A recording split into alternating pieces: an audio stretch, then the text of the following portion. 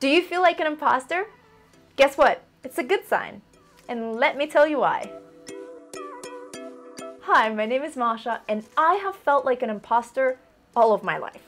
But I've managed to reframe my perception of the phenomena so that I now seek to feel that feeling. And I want to help you do the same thing. So give this video a like if you're ready to say goodbye to that nagging feeling and start owning your career path. And if you're not subscribed to my YouTube channel, you know what to do. And don't forget to turn on those bell notifications. Let's start with what is imposter syndrome. It's that feeling that you're a fraud, that you're not good enough, that you don't deserve to be working at the company where you're working with your colleagues, or that you don't deserve the recognition for your work because you got there by luck.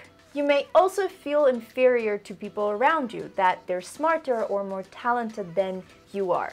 Comment imposter below this video if this is how you feel right now. The reason why I can describe it so well is because I felt it all of my life. So I know exactly what you're going through, and let me help you with reframing that. Imposter syndrome is incredibly common.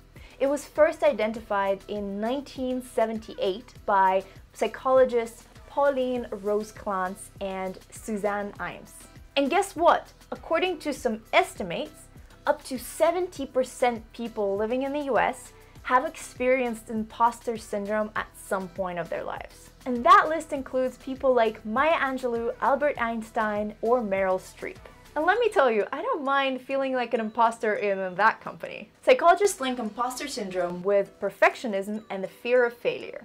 Does that ring a bell? It is very likely that you're a victim of both of those things. And if you are, I highly recommend reading a book called Brave Not Perfect by Reshma Saujani, who is an absolute badass and the founder of Girls Who Code. I will make a separate video about that book and on that topic, but bravery is very much the medicine that you need if you are afraid of being anything less than perfect in your life. Back to imposter syndrome and why it's good for you. The fact that you're feeling like an imposter right now means that you're stretching outside of your comfort zone. You're being challenged and you're growing, my friend, which is awesome. It's a great sign. In fact, if you want to be successful in your life or career, if you're ambitious, you should aim to feel that feeling. The moment you feel comfortable in what you're doing in all areas of life, so be it your job, hobbies, side hustle, any other types of project, you should plan to have some sort of a shakeup to feel like an imposter again in at least one of those areas. Feeling like an imposter is a sign of professional or personal growth. Remember that saying, if you're the smartest person in the room, you're in the wrong room? This is exactly what I'm talking about. If you reframe your perception of the imposter syndrome this way, not only it becomes more manageable, but it also becomes empowering. Because you stop being a victim of imposter syndrome, but you start owning the situation. You start purposefully exposing yourself to challenges. So first, do some reframing work with yourself.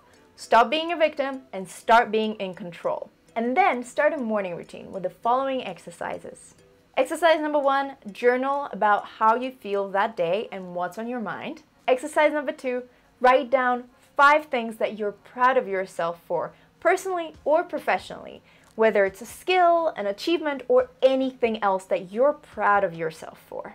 Exercise number 3, list at least one thing or one skill that you're going to be learning, practicing, or improving today. Exercise number 4, write down 5 things that you're grateful for in life. Practicing gratitude is life-changing, so I'm definitely throwing that in there. And finally, exercise number 5, repeat some daily affirmations. You can create your own, or you can get the ones that I've pre-prepared for you for imposter syndrome in particular. The link will be in the description. And before going to bed, I highly recommend journaling once again to just download your thoughts and write down what's on your mind, but also to list 3 good things that happened that day, 3 things that you were proud of yourself for in that particular day, and at least 1 thing that you have learned or practiced or improved upon. Now, armed with a new perspective on the imposter syndrome and an amazing daily routine, you're ready to take over the world. Make sure that you share this video with someone else who might be struggling with imposter syndrome, who will find this technique useful. Let me know what you think about this technique of shifting perspectives in the comments, and if you find it empowering. I really hope that it helps you because it has helped me so much. And of course, give this video a like if you've enjoyed it, subscribe to my channel if you haven't already, and we can also be friends on other social media. You can find me as Coding Blonde. Have a wonderful time of the day you're currently experiencing. Bye.